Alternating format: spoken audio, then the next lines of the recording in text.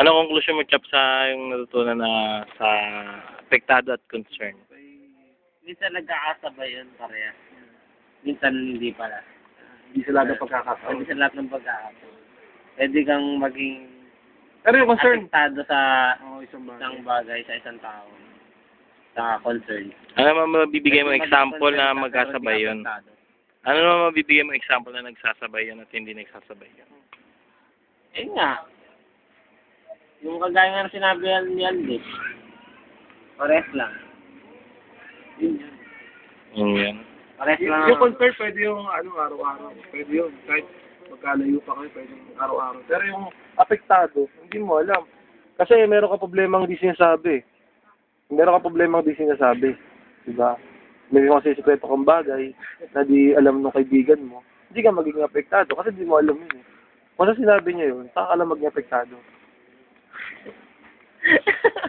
Huwag ilaw mo. So, malinaw na lahat. Pero, ano ba talaga? Ano ka? Sa concern ka ba? Sa apektado. Mga viewers. Ito talaga. Ano?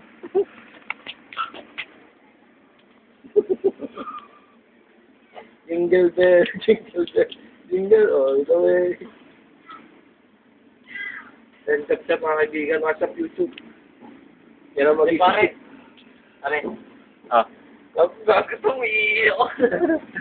Yan ang magiging sikat sa YouTube. Promise. Ilalagay sa YouTube yan. Ito, Ba't di kasi, kapitado ka ba? Ba't di ka nilalagay? Paano yan?